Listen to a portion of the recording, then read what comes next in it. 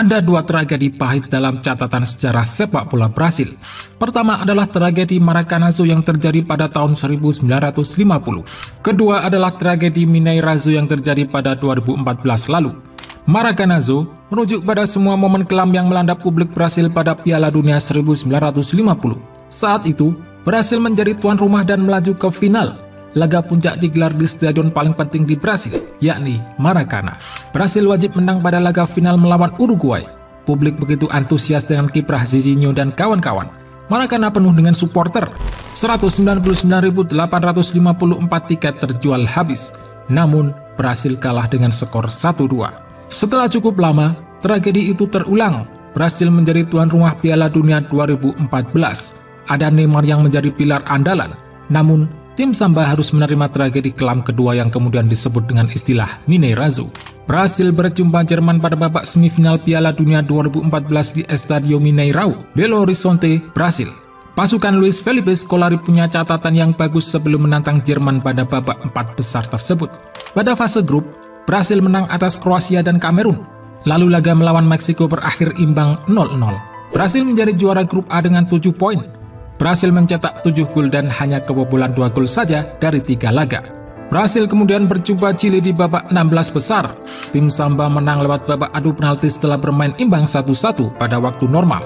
Brasil kemudian berjumpa Kolombia di perempat final dan menang 2-1. Kemenangan Brasil atas Kolombia harus dibayar mahal, sebab Neymar mengalami cedera usai mengalami benturan dengan Juan Camilo Zuniga, sebuah petaka yang diratapi seluruh fans Brasil ketika itu. Neymar kemudian tidak bisa bermain di laga melawan Jerman dan dari situ petaka untuk Brasil dimulai. Tanpa Neymar, Luis Felipe Scolari tidak punya banyak pilihan di lini depan Brasil. Fred dimainkan sebagai penyerang tengah seperti sejak babak penyisihan grup. Di belakangnya ada Oscar, Hulk, dan Bernard. Posisi Neymar sebagai winger kiri digantikan Bernard. Duet tersebut tidak cukup tajam untuk menghadapi Jerman racikan Joachim Löw. Brasil akhirnya kalah menyakitkan dari Jerman dengan skor telak 7-1 pada babak semifinal Piala Dunia 2014 tersebut. Kalau diibaratkan perang, maka Jerman hanya butuh 10 peluru untuk bisa membuat sang raksasa Brasil terbunuh. Sepanjang laga, Jerman melepas total 14 tembakan. Dari jumlah itu, 10 diantaranya mengarah tepat ke gawang dan 7 bersarang dengan telak. Brasil sendiri melepas 18 tembakan dengan 8 on target, tapi hanya bisa sekali menggetarkan gawang Manuel Neuer. Kemenangan gemilang oleh Jerman, 10 dari 14 peluru yang mereka tembakkan tepat sasaran. 3 bisa dimentahkan oleh lawan, sedangkan 7 sisanya sukses menciptakan efek perusak yang luar biasa. Perjalanan kami di turnamen ini tidak buruk, kami mengalami kekalahan yang buruk. Dengan berbagai kesulitan, kami bisa mencapai semifinal. Kami adalah tim pekerja keras, kami menang bersama dan kalah bersama.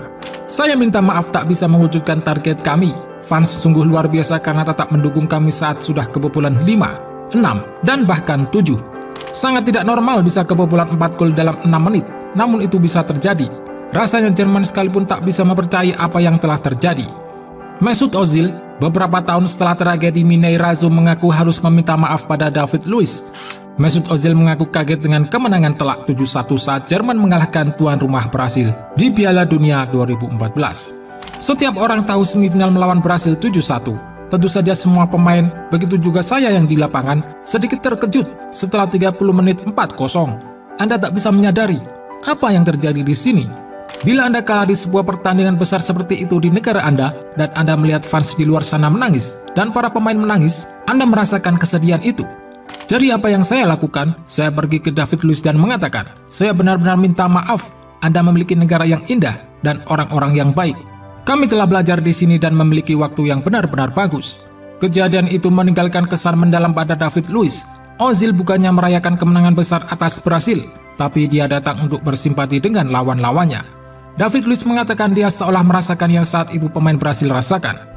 Dia datang kepadaku dengan hormat dan menjabat tangan saya dan mencoba menghibur saya setelah kalah dalam pertandingan.